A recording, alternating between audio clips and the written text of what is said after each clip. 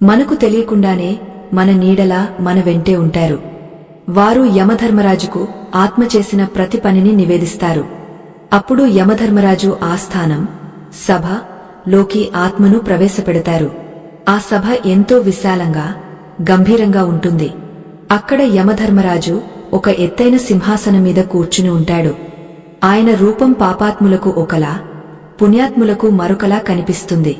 పాపాత్ములకు యమధర్మరాజు నల్లని మేఘంలా, ఎర్రని కళ్లతో, చేతిలో దండం పట్టుకుని, కోరుమిసాలతో భయంకరమైన రూపంలో కనిపిస్తాడు. ఆయనను చూడగానే ఆత్మ భయంతో వణికిపోయి మూత్ర విసర్జన చేసుకుంటుంది. నన్ను రక్షించండి అని కాళ్లావేళ్లా పడుతుంది. కాని పుణ్యాత్ములకు మాత్రం యమధర్మరాజు సాక్షాత్తు విష్ణుమూర్తిలా శాంత స్వరూపంతో చిరునవ్వుతో కనిపిస్తాడు. రావయ్యా, నీ రాక కోసమే ఎదురుచూస్తున్నాను అని సాదరంగా ఆహ్వానిస్తాడు. యమధర్మరాజు పక్కనే చిత్రగుప్తుడు ఉంటాడు. ఇతడే మన కర్మలకు అకౌంటెంట్. ఆయన దగ్గర అగ్రసంధాని అనే ఒక పెద్ద పుస్తకముంటుంది. మనిషి భూమి మీద చేసిన ప్రతి చిన్న తప్పు, ప్రతి చిన్న పుణ్యం అందులో రికార్డ్ అయి ఉంటుంది. మనం రహస్యంగా ఎవరూ చూడట్లేదు కదా అని చేసిన పనులు కూడా అందులో రాసి ఉంటాయి.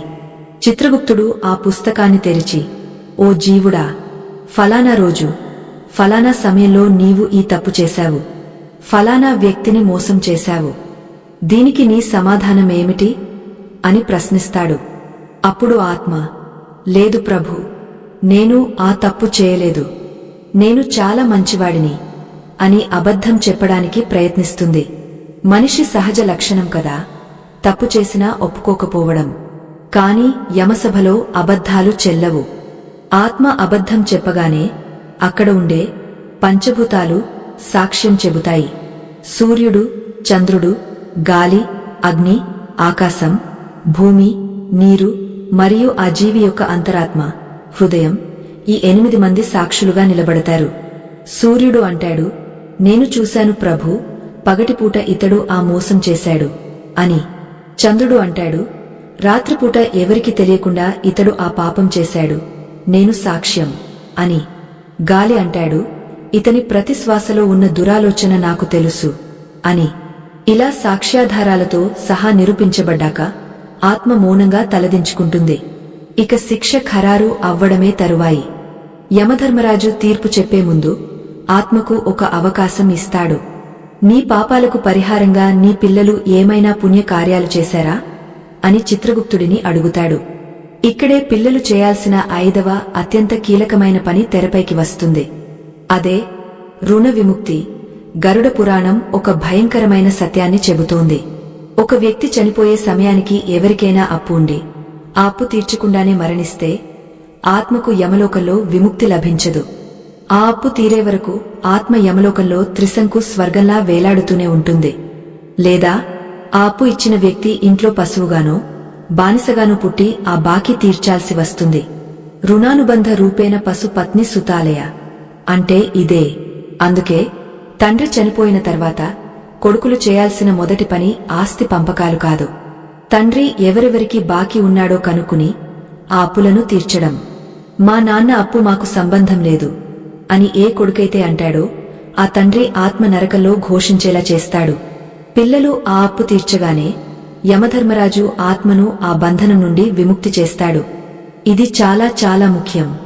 ఆర్థికమైన అప్పులే కాదు, ఎవరినైనా మాటతో నొప్పించి ఉంటే వారిని క్షమాపణ కోరడం కూడా ఒక రకమైన రుణ విముక్తే.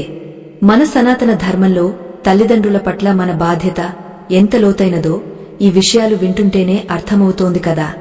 ఇటువంటి అపురూపమైన జ్ఞానాన్ని 10 మందికి పంచడం కూడా ఒక పుణ్య కార్యమే. మా ఈ చిన్ని ప్రయత్నానికి మీ ఆదరణే కొండంత బలం. దయచేసి ఈ వీడియోను లైక్ చేసి ఎవరికైతే ఈ విషయాలు తెలియవో వారికి షేర్ చేయండి. యమసభలో విచారణ పూర్తయింది. చిత్రగుప్తుడు చిట్టా విప్పాడు. ఆత్మ చేసిన పాపాలు, పుణ్యాలు త్రాసులో వేయబడ్డాయి. చాలామందికి పాపాల బరువు ఎక్కువగా ఉంటుంది. ఇప్పుడు యమధర్మరాజు తన ఉగ్రరూపాన్ని దాల్చి శిక్షలు విధిస్తాడు. ఈ శిక్షలు ఎలా ఉంటాయి? నరకంలో ఉండే 28 రకాల ప్రధాన నరకాలు, శిక్షా స్మృతులు ఏమిటి? మనం తరచు వినే కుంభీపాకం అంటే ఏమిటి? అబద్ధాలు చెప్పినవారికి, మోసం చేసినవారికి, పరస్త్రీ వ్యామోహం ఉన్నవారికి అక్కడ వేసే శిక్షలు ఎలా ఉంటాయి? ఆ శిక్షలు వింటుంటేనే భయంతో ఒళ్ళు గగుర్పొడుస్తుంది. యమభటులు ఆత్మను నరకానికి ఈడ్చుకెళ్లి అక్కడ అమలు చేసే ఆ భయంకరమైన దండనల గురించి, వాటిని తప్పించుకోవడానికి పిల్లలు చేయాల్సిన మిగిలిన 2 పనుల గురించి తర్వాతి భాగంలో సవివరంగా తెలుసుకుందాం. ఆ నరకలోక వర్ణన అత్యంత గంభీరంగా ఉండబోతోంది. యమధర్మరాజు ఆజ్ఞ వెలువడగానే ఆ సభ మొత్తం నిశ్శబ్దంగా మారిపోతుంది. ఆ నిశ్శబ్దం రాబోయే ప్రళయానికి సంకేతం. చిత్రగుప్తుడు చదివిన చిట్టా ఆధారంగా యమధర్మరాజు ఆ జీవికి ఏ నరకంలో ఎంతకాలం శిక్ష విధించాలో నిర్ణయిస్తాడు. పుణ్యాత్ములకు స్వర్గద్వారాలు తెరుచుకుంటే, పాపాత్ములకు మాత్రం దిక్కులు పిక్కటిల్లేలా ఉండే నరక ద్వారాలు స్వాగతం పలుకుతాయి. యమభటులు ఆత్మను ఈడ్చుకుంటూ భయంకరమైన నరకలోకాల వైపు తీసుకువెళతారు. గరుడ పురాణం ప్రకారం మొత్తం 84 లక్షల రకాల నరక గుండాలు ఉన్నాయట. అందులో 28 నరకాలు అత్యంత ప్రధానమైనవి, అతి భయంకరమైనవి. ఈ నరకాల గురించి వింటేనే పాపం చేయాలంటే మనిషి భయపడతాడు. మొదటిది మరియు అత్యంత ప్రసిద్ధమైనది కుంభీపాకం. దీని గురించి మనం చాలాసార్లు వినే ఉంటాం. కాని అక్కడ జరిగే తంతు ఊహకు కూడా అందదు. ఎవరైతే తమ స్వార్థం కోసం మూగజీవాలను హింసిస్తారో, జంతువులను అనవసరంగా చంపుతారో, లేదా బ్రాహ్మణులను, పెద్దలను, గురువులను అవమానిస్తారో వారిని ఈ నరకంలో వేస్తారు. ఇక్కడ ఒక పెద్ద రాగపాత్ర ఉంటుంది. అది ఎంత పెద్దదంటే అందులో ఒక ఏనుగు పడినా సరే ఒక చిన్న ఆవగింజలా కనిపిస్తుంది. ఆ పాత్ర కింద నిరంతరం అగ్ని మండుతూనే ఉంటుంది. ఆ పాత్ర నిండా మరుగుతున్న నూనె ఉంటుంది. యమభటులు ఆత్మను తలక్రిందులుగా పట్టుకుని ఆ మరుగుతున్న నూనెలో విసిరేస్తారు. వేడి నూనెలో వేసిన పూరి ఎలాగైతే పైకి కిందకు తేలుతుందో, ఆత్మ కూడా ఆ నూనెలో ఉడికిపోతూ పైకి కిందకు ఎగురుతూ ఉంటుంది. ఆ మంటకు చర్మం కాలిపోతుంది, కండరాలు కరిగిపోతాయి, కాని ప్రాణం మాత్రం పోదు. ఎందుకంటే ఆత్మకు చావు లేదు కాబట్టి. ఆ నొప్పిని భరిస్తూ యుగయుగాల పాటు అక్కడ ఉండాల్సిందే. రెండవది రౌరవం. ఎవరైతే ఇతరుల ఆస్తిని అన్యాయంగా కాజేస్తారో, సాటి మనిషి ఎదుగుదలను చూసి ఓర్వలేక వారిని నాశనం చేస్తారో, వారికోసం ఈ నరకం ప్రత్యేకంగా రూపొందించబడింది. ఇక్కడ రూరువు అనే ఒక భయంకరమైన జంతువు ఉంటుంది. ఇది పాములా విషాన్ని చిమ్ముతూ పులిలా దాడి చేస్తుంది. ఈ లోకంలోకి ఆత్మను వదలగానే ఆ రూరువు జంతువులు వందల సంఖ్యలో ఆత్మ మీద పడిపోతాయి. అవి ఆత్మ శరీరాన్ని పీక్కుతుంటాయి. మాంసాన్ని చీల్చుకుని తింటుంటే ఆత్మ కాపాడండి అని అరుస్తుంది. కాని ఆ అరుపులు ఆ గుహలో ప్రతిధ్వనిస్తాయి తప్ప ఎవరూ రక్షించడానికి రారు. పరుల సొమ్ము పాము వంటిది అని పెద్దలు ఎందుకు అంటారో ఇక్కడ ప్రత్యక్షంగా కనిపిస్తుంది. మూడవది అంధతామిశ్రం. ఇది భార్యాభర్తల బంధానికి ద్రోహం చేసిన వారికోసం ఉద్దేశించిన నరకం. భర్తను మోసం చేసిన భార్యగాని, భార్యను హింసించి పరస్త్రీ వ్యామోహంలో పడ్డ భర్తగాని ఈ నరకానికి అర్హులు. ఇక్కడ కటిక చీకటి ఉంటుంది. ఆ చీకటిలో ఆత్మకు కళ్ళు కనిపించవు. కాని అక్కడ ఉండే యమభటులకు మాత్రం అన్నీ కనిపిస్తాయి. వారు ఆత్మను చుట్టుముట్టి కర్రలతో, ఇనుప రాడ్లతో చితకబాదుతారు.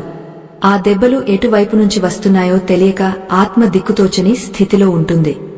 దెబ్బ తగిలిన ప్రతిసారి ఆత్మ స్పృహ కోల్పోతుంది. మళ్లీ స్పృహ రాగానే మళ్లీ దెబ్బలు మొదలవుతాయి. నమ్మకద్రోహానికి ఇంతకంటే పెద్ద శిక్ష మరొకటి ఉండదు. నాలుగవది క్రిమిభోజనం. ఎవరైతే అతిథులు ఇంటికి వచ్చినప్పుడు ఆదరించరో, ఆకలితో ఉన్నవారికి అన్నం పెట్టకుండా దాచుకుని తింటారో, లేదా ఇతరుల కష్టార్జితాన్ని దోచుకుని బతుకుతారో వారిని ఈ నరకంలో వేస్తారు. ఇది ఒక మురికి గుంట. ఇందులో లక్షల కొద్దీ పురుగులు, క్రిములు ఉంటాయి. ఆత్మను ఆ గుంటలో పడేయగానే ఆ పురుగులు ఆత్మ శరీరంలోకి రంధ్రాలు చేసుకుని వెళ్లిపోతాయి. కళ్లలోంచి, ముక్కులోంచి, చెవుల్లోంచి లోపలికి వెళ్లి లోపల ఉన్న అవయవాలను తొలిచేస్తుంటాయి. ఆ పురుగులు కుడుతుంటే కలిగే దురద, మంట వర్ణించడానికి మాటలు చాలవు. మనం తినే ప్రతి మెతుకులోనూ పరుల భాగముందని గుర్తించకపోతే గతి ఇదేనని గరుడ పురాణం హెచ్చరిస్తోంది. ఐదవది అసిపత్రవనం. ఇది ఒక విచిత్రమైన అడవి. దూరం నుంచి చూస్తే పచ్చని చెట్లతో అందంగా కనిపిస్తుంది. ఆత్మ ఆనందంగా ఆ చెట్ల నీడ కోసం పరుగున వెళ్తుంది. కాని దగ్గరకు వెళ్లేసరికి ఆ చెట్ల ఆకులు కత్తుల్లా మారిపోతాయి. గాలి వీచినప్పుడు ఆ కత్తుల ఆకులు రాలి ఆత్మ మీద పడతాయి. శరీరం ముక్కలు ముక్కలుగా తెగ పడుతుంది. ఎవరైతే తమ స్వధర్మాన్ని వదిలేసి అధర్మ మార్గంలో నడుస్తారో, దేవుడిని దూషిస్తారో వారిని ఈ అడవిలో వదిలేస్తారు. వారు అటు వెళ్లలేరు, ఇటు రాలేరు. ఆ కత్తుల వనంలో చిక్కుకుని నరకయాతన అనుభవించాల్సిందే.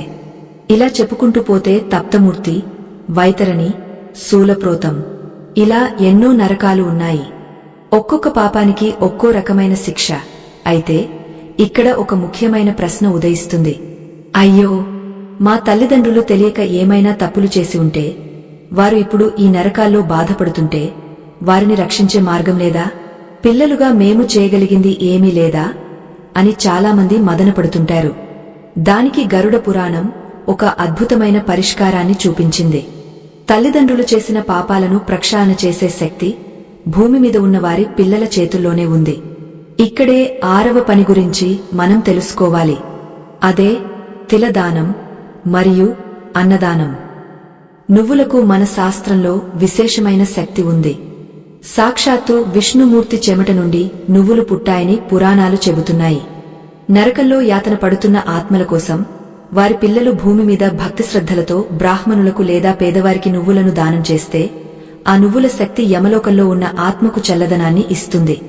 ముఖ్యంగా నల్ల నువ్వులు దానం చేయడం వల్ల శని ప్రభావం తగ్గడమే కాకుండా పితృదేవతలకు విముక్తి కలుగుతుంది. అలాగే అన్నదానం గురించి ఎంత చెప్పినా తక్కువే. అన్నం పరబ్రహ్మ స్వరూపం. ఆకలితో ఉన్న జీవికి మనం పెట్టే ఒక్క ముద్ద యమలోకంలో మన పితరులకు అమృతంలా మారుతుంది.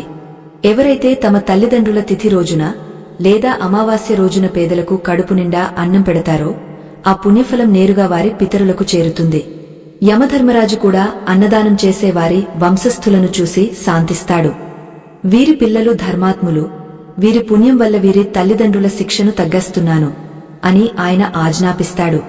అందుకే ఎన్ని పూజలు చేసినా, ఎన్ని హోమాలు చేసినా అన్నదానం చేయకపోతే అవన్నీ వృథానే. మీ శక్తి కొలది కనీసం సంవత్సరానికి ఒక్కసారైనా మీ తల్లిదండ్రుల పేరు మీద అనాథాశ్రమంలోనో వృద్ధాశ్రమంలోనో అన్నదానం చేయండి. అది వారికి నిజమైన తృప్తిని ఇస్తుంది. మనం చెప్పుకుంటున్న ఈ విషయాలు కేవలం కథలు కాదు.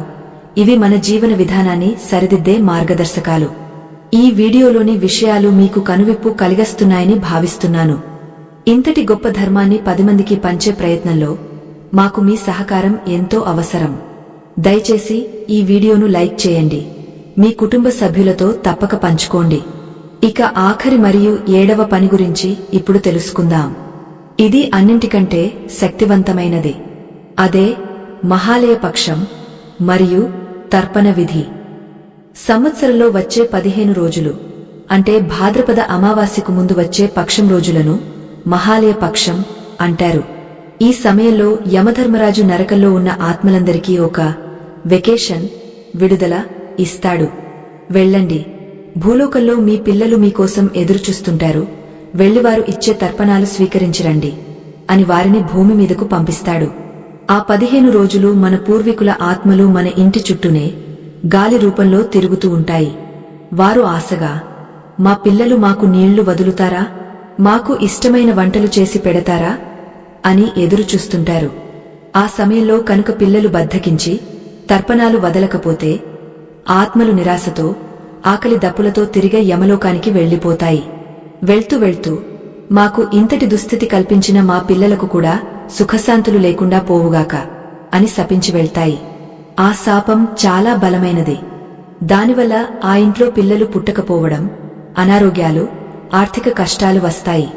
అదే ఆ సమయంలో శ్రద్ధగా వారికి తర్పణం వదిలితే వారు తృప్తి చెంది మా వంశం అభివృద్ధి చెందాలి, మా పిల్లలు చల్లగా ఉండాలి అని నిండు మనసుతో ఆశీర్వదిస్తారు. పితృ దేవతల ఆశీర్వాదముంటే దేవతల ఆశీర్వాదం లేకపోయినా బతకవచ్చు. కాని పితృశాపముంటే ఏ దేవుడు కూడా కాపాడలేడు. యమలోకంలో శిక్షలు అనుభవించిన తర్వాత లేదా పిల్లలు చేసిన పుణ్యకార్యాల వల్ల విముక్తి పొందిన తర్వాత ఆత్మ పరిస్థితి ఏమిటి? శిక్షా కాలం పూర్తయ్యాక ఆత్మ ఎక్కడికి వెళ్తుంది? ఇక్కడే పునర్జన్మ అనే చక్రం మొదలవుతుంది. ఆత్మ తన కర్మశేషాన్ని, మిగిలిన కర్మను అనుభవించడానికి మళ్లీ తల్లి గర్భంలోకి ప్రవేశించాలి. అయితే ఆత్మ ఏ రూపంలో పుడుతుంది?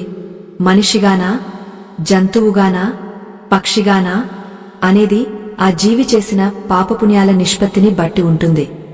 గరుడ పురాణం ప్రకారం కొన్ని భయంకరమైన పాపాలు చేసిన వారు తర్వాతి జన్మలో వికలాంగులుగా లేదా దీర్ఘకాలిక రోగాలతో పుడతారని చెబుతోంది. ఉదాహరణకు, గురువును అవమానించినవాడు మూగవాడిగా, పుస్తకాలను దొంగిలించినవాడు గుడ్డివాడిగా పుడతారని ఒక నమ్మకం. ఇదంతా కర్మ సిద్ధాంతం. అయితే స్వర్గ సుఖాలు అనుభవించిన పుణ్యాత్ములు కూడా తిరిగి భూమి మీదకు రావాల్సిందేనా? లేక శాశ్వతంగా భగవంతుని సన్నిధిలో ఉండిపోయే మార్గముందా? దీనినే మోక్షం అంటారు. ఆ మోక్ష మార్గం ఎలా ఉంటుంది?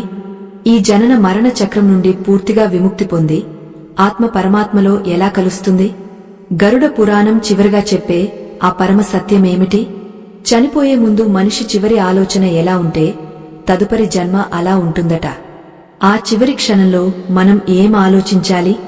మన తల్లిదండ్రులు చనిపోయిన తర్వాత కూడా వారి ఆత్మ మనల్ని ఎలా రక్షిస్తుంది?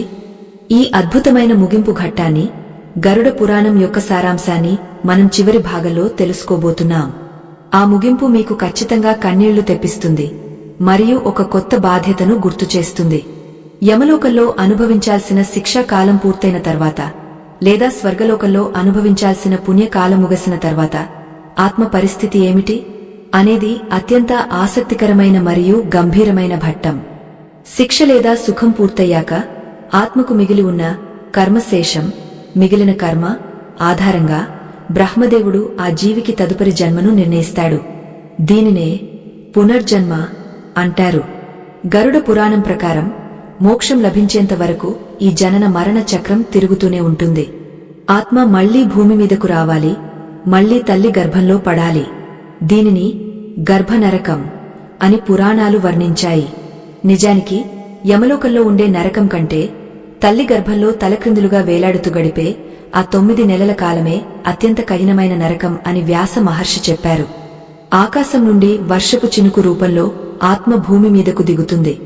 ఆ వర్షం నీటి ద్వారా మొక్కలలోకి ప్రవేశించి ఆహారంగా మారుతుంది. ఆహారాన్ని పురుషుడు స్వీకరించినప్పుడు అది వీర్య కణంగా మారుతుంది. ఆ తర్వాత స్త్రీ గర్భంలో ప్రవేశిస్తుంది. గర్భంలో పిండం ఏర్పడినప్పటి నుండి ఆ జీవి పడే బాధ అంతా ఇంతా కాదు. తల్లి తినే కారమైన, పుల్లని, వేడి పదార్థాలు ఆ లేత చర్మానికి తగులుతుంటే లోపల ఆ శిశువు, జీవి విలవిలలాడిపోతుంది. కదలడానికి జాగా ఉండదు. శ్వాస పీల్చుకోవడానికి గాలి ఉండదు. మురికి కూపంలో ఉన్న పురుగుల మలమూత్రాల మధ్య ఆ జీవి బందీగా ఉంటుంది. అయితే ఇక్కడ ఒక అద్భుతమైన విషయముంది. గర్భంలో 7వ నెల వచ్చినప్పుడు ఆ జీవికి జ్ఞానోదయం అవుతుంది. అంటే తన గత 100 జన్మలు గుర్తుకు వస్తాయి. అయ్యో, నేను గత జన్మలో ఫలానా తప్పు చేశాను, అందుకే ఇప్పుడు ఇలా మళ్లీ గర్భంలో పడ్డాను.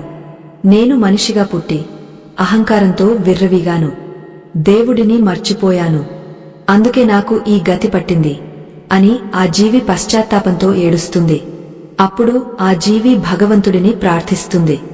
ఓ దేవా, ఈసారి నన్ను ఈ నరకం నుండి బయటపడేయి. నేను పుట్టిన వెంటనే నీ నామస్మరణ చేస్తాను. ఎటువంటి పాపాలు చేయను. కేవలం ధర్మ మార్గంలోనే నడుస్తాను అని వేలసార్లు ఒట్టు పెట్టుకుంటుంది. కాని వైష్ణవమాయ ఎంత బలమైనదంటే శిశువు తల్లి గర్భం నుండి బయటకు రాగానే భూమి గాలి స్పర్శ తగలగానే ఆ గత జన్మ స్మృతులన్నీ తుడిచిపెట్టుకుపోతాయి. గర్భంలో దేవుడికి ఇచ్చిన మాటను ఆ జీవి మర్చిపోతుంది. కేక్వా కేక్వా అని ఏడుస్తూ మళ్లీ ఈ భౌతిక ప్రపంచం అనే మాయలో పడిపోతుంది. నాది, నా వాళ్ళు, నా ఆస్తి అనే మమకారంలో చిక్కుకుని మళ్లీ పాపాలు చేయడం మొదలు పెడుతుంది. మళ్లీ చనిపోతుంది, మళ్లీ నరకానికి వెళ్తుంది, మళ్లీ పుడుతుంది. ఈ చక్రం అనంతంగా సాగుతూనే ఉంటుంది. ఈ విషవలయం నుండి బయటపడటమే మోక్షం. మరి ఈ మోక్షం ఎలా వస్తుంది? మన తల్లిదండ్రులకు ఈ పునర్జన్మ అనే బాధ లేకుండా వారు శాశ్వతంగా భగవంతుని పాదాల చెంత చేరాలంటే పిల్లలు ఏం చేయాలి? గరుడ పురాణం దీనికి ఒక సులభమైన కాని అత్యంత కీలకమైన రహస్యాన్ని చెప్పింది. అదే అంత్యకాల స్మరణ. యద్భావం తద్భవతి. మనిషి చనిపోయే చివరి క్షణంలో ఏది ఆలోచిస్తాడో తర్వాతి జన్మలో అదే అవుతాడు. పురాణాల్లో జడభరతుడు అనే రాజు కథ ఉంది. అతడు చనిపోయే సమయంలో తన పెంపుడు జింక పిల్ల గురించి ఆలోచిస్తూ, అయ్యో, నేను చనిపోతే దీని గతి ఏమవుతుందో అని బెంగతో ప్రాణం వదిలాడు. ఫలితంగా మరుసటి జన్మలో అతడు జింకగా పుట్టాల్సి వచ్చింది. ఒకవేళ చనిపోయే క్షణంలో ధనసంపదల గురించి ఆలోచిస్తే పాముగా పుట్టి నిధుల దగ్గర కాపలా ఉంటాడని చెబుతారు. అందుకే చనిపోయే సమయంలో మన మనసు కేవలం భగవంతుని మీదే లగ్నం కావాలి. ఓం నమో నారాయణాయ అనో, శివశివ అనో నామస్మరణ చేస్తూ ప్రాణం వదిలితే ఆ జీవికి ఇక పునర్జన్మ ఉండదు. నేరుగా వైకుంఠానికో కైలాసానికో చేరుకుంటుంది. కాని ప్రాణం పోయే ఆ భయంకరమైన బాధలో గొంతులో కఫం అడ్డుపడుతున్నప్పుడు నోటి నుండి దేవుడి పేరు రావడం అంత సులభం కాదు. జీవితాంతం సాధన ఉంటేనే అది సాధ్యం. ఇక్కడే పిల్లల బాధ్యత ఉంటుంది. తల్లిదండ్రులు చివరి దశలో ఉన్నప్పుడు వారి మంచం పక్కన కూర్చుని ఆస్తి గొడవల గురించి, కుటుంబ సమస్యల గురించి మాట్లాడకూడదు. వారి మనసును లౌకిక విషయాల వైపు మళ్లించకూడదు. కేవలం భగవంతుని నామాన్ని వారి చెవిలో నిరంతరం వినిపించాలి. భగవద్గీత శ్లోకాలుగాని, విష్ణు సహస్రనామం గాని చదివి వినిపించాలి. అమ్మా నాన్న, రాముడిని తలుచుకోండి, కృష్ణుడిని తలుచుకోండి అని వారికి గుర్తు చేస్తూ ఉండాలి. వారు నోటితో అనలేకపోయినా మనసులో ఆ నామాన్ని విన్నా చాలు, వారికి సద్గతి కలుగుతుంది. ఇదే పిల్లలు తమ తల్లిదండ్రులకు చేసే అత్యున్నతమైన సేవ. లక్షలు ఖర్చుపెట్టి ఆసుపత్రుల్లో వైద్యం చేయించడం ఎంత ముఖ్యమో, అంతిమ క్షణంలో వారికి ఆధ్యాత్మిక వైద్యం చేయడం అంతకంటే ముఖ్యం. మొత్తంగా చూస్తే గరుడ పురాణం సారాంశం ఒక్కటే: తల్లిదండ్రులు బతికున్నప్పుడు వారిని ప్రేమగా చూసుకోవడం మన ధర్మం. వారు చనిపోయిన తర్వాత వారి ఆత్మశాంతి కోసం శాస్త్రం చెప్పిన కర్మలను ఆచరించడం మన బాధ్యత. మనం ఇందాక చెప్పుకున్న 7 పనులు: అంత్యక్రియలు సక్రమంగా చేయడం, పిండ ప్రదానం, ఉదకదానం, వస్త్ర దీపదానం, రుణ విముక్తి, అన్నదానం మరియు మహాలయ పక్షంలో తర్పణం, ఇవన్నీ చేస్తే మన తల్లిదండ్రులు ఏ లోకంలో ఉన్నా, ఏ జన్మలో ఉన్నా వారికి సుఖశాంతులు కలుగుతాయి. ఒకవేళ వారు నరకంలో ఉంటే మన పుణ్యం వల్ల విముక్తి పొందుతారు. ఒకవేళ వారు స్వర్గంలో ఉంటే ఇంకా ఉన్నత లోకాలకు వెళ్తారు. ఒకవేళ వారు మళ్లీ పుట్టి ఉంటే ఆ జన్మలో వారికి సకల భోగభాగ్యాలు కలుగుతాయి. చాలామంది అడుగుతుంటారు, మేము పెట్టే పిండం వాళ్లకు ఎలా అందుతుంది? కాకి తింటే పితరులు తిన్నట్టేనా అని. దీనికి శాస్త్రం ఒక చక్కని ఉదాహరణ చెప్పింది. మనం ఎవరికైనా డబ్బు పంపాలంటే మనీ ఆర్డర్ చేస్తాం లేదా ఆన్లైన్లో ట్రాన్స్ఫర్ చేస్తాం. మనం ఇక్కడ కరెన్సీ నోట్లు ఇస్తాం, కాని అవతలి వారికి అది వారి ఖాతాలో సంఖ్యగా చేరుతుంది. మధ్యలో వ్యవస్థ దాన్ని మారుస్తుంది. అలాగే మనం ఇక్కడ శ్రద్ధతో వదిలే నువ్వులు, నీళ్లు, పిండాన్ని అగ్నిస్వాత్తులు, బార్హిషదులు అనే పితృదేవతలు స్వీకరించి మన తల్లిదండ్రులు ఏ రూపంలో ఉన్నారో ఆ రూపానికి తగ్గ ఆహారంగా మార్చి అందిస్తారు. వారు దేవతలుగా ఉంటే అమృతంగా, మనుషులుగా ఉంటే అన్నపానీయాలుగా, పశువులుగా ఉంటే గడ్డిగా మారుస్తారు. కాబట్టి సందేహాలు వదిలి నమ్మకంతో కర్మలు ఆచరించండి. ఆధునికత పేరుతో మన సంప్రదాయాలను మర్చిపోతున్నాం. కాని గుర్తుంచుకోండి, ఈ సృష్టిలో రుణం తీర్చుకోలేని బంధం తల్లిదండ్రుల బంధం మాత్రమే. వారు మనకు శరీరాన్ని ఇచ్చారు. ఆ శరీరం ఉన్నంతకాలం, ఆ రక్తంలో వారి అంశ ఉన్నంతకాలం వారిని స్మరించుకోవడం మన విధి. సంవత్సరికం, తద్దినం నాడు చాలామంది ఆఫీసులకు సెలవు పెట్టడానికి ఇష్టపడరు. ఏదో మొక్కుబడిగా పంతులుగారికి డబ్బులిచ్చి చేతులు దులుపుకుంటారు. కాని ఆ ఒక్కరోజు మనకు జన్మనిచ్చిన వారికోసం కేటాయించలేమా? ఆ రోజు ఉపవాసముండి వారిని తలచుకుని నలుగురికి అన్నం పెడితే ఆ తృప్తి కోటి రూపాయలు సంపాదించినా రాదు. గరుడ పురాణం భయపెట్టే గ్రంథం కాదు, బాధ్యతను గుర్తుచేసే గ్రంథం. బతికున్నప్పుడు ఎలా బతకాలో, చనిపోయేటప్పుడు ఎలా వెళ్లాలో, చనిపోయిన వారిని ఎలా సాగనంపాలో నేర్పించే గొప్ప జీవన విజ్ఞాన సర్వస్వం. ఈ పురాణాన్ని విన్నవారికి, చదివిన వారికి మరియు ఇందులో చెప్పిన విషయాలను ఆచరించే వారికి అకాల మృత్యు దోషాలు ఉండవు. వారి వంశం వృద్ధి చెందుతుంది, సిరి సంపదలు కలుగుతాయి. అన్నింటికంటే మించి వారి తల్లిదండ్రుల ఆశీర్వాదం ఆ కుటుంబానికి శ్రీరామరక్షగా ఉంటుంది. పితృదేవతల ఆశీర్వాదం ఉన్న ఇంటివైపు చూడటానికి గ్రహాలు కూడా భయపడతాయి. మీ తల్లిదండ్రులు ఇంకా మీతోనే ఉంటే ఈరోజే వారి దగ్గరకు వెళ్లి వారి పాదాలు తాకి నమస్కరించండి. కాసేపు వారితో ప్రేమగా మాట్లాడండి. ఎందుకంటే వారు లేనప్పుడు వారి ఫోటోలకు దండలు వేయడం కంటే ఉన్నప్పుడు వారి మనసును గెలుచుకోవడం ముఖ్యం. ఒకవేళ వారు ఈ లోకాన్ని విడిచి వెళ్లిపోయి ఉంటే ఈ వీడియోలో చెప్పినట్లుగా వారి ఆత్మశాంతి కోసం చేయాల్సిన కర్మలను శ్రద్ధగా చేయండి.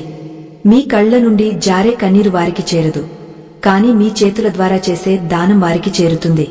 ఈ సుదీర్ఘమైన గరుడ పురాణ రహస్యాలను, ఆత్మ ప్రయాణాన్ని, మన బాధ్యతలను ఓపికగా విన్న ప్రేక్షక దేవుళ్లందరికీ నా హృదయపూర్వక ధన్యవాదాలు. మా ఈ పరిశోధన, ఈ వివరణ మీకు నచ్చిందని, మీలో ఒక కొత్త ఆలోచనను రేకెత్తించిందని మనస్ఫూర్తిగా నమ్ముతున్నాను. హిందూ ధర్మంలోని ఇంతటి గొప్ప విషయాలు మరుగున పడిపోకూడదు. ఈ జ్ఞానం భావితరాలకు అందాలి. అందుకే మీలో ప్రతి ఒక్కరినీ కోరుతున్నాను, ఈ వీడియోను కేవలం చూసి వదిలేయకండి. మీ వాట్సాప్ గ్రూపుల్లో మీ బంధుమిత్రులకు షేర్ చేయండి. ముఖ్యంగా యువతకు ఈ విషయాలు తెలియజేయండి. మన ధర్మాన్ని రక్షించుకుందాం, మన పెద్దలను గౌరవించుకుందాం. ఇటువంటి మరిన్ని అద్భుతమైన ఆధ్యాత్మిక విషయాల కోసం, మన పురాణాలలోని రహస్యాల కోసం దయచేసి మన ఛానల్ని ఇప్పుడే సబ్స్క్రైబ్ చేసుకోండి. పక్కనే ఉన్న గంట సింబల్ని నొక్కితే మేము వీడియో పెట్టగానే మీకు తెలుస్తుంది. ఈ వీడియోపై మీ అభిప్రాయాన్ని, సందేహాలను కింద కామెంట్ రూపంలో తెలియజేయండి. ఓం నమో నారాయణాయ అని కామెంట్ చేసి ఆ భగవంతుని కృపకు పాత్రులు కండి. మరొక అద్భుతమైన వీడియోతో మళ్లీ కలుద్దాం. అంతవరకు సెలవు. లోకా సమస్తా సుఖినో భవంతు.